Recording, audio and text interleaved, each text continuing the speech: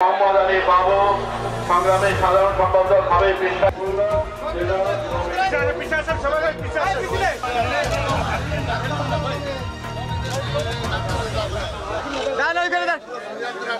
সবাই এদিকে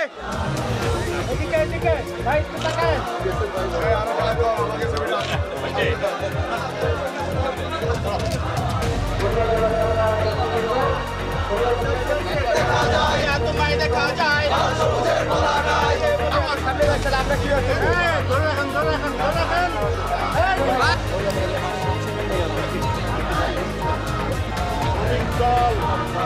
এদিকে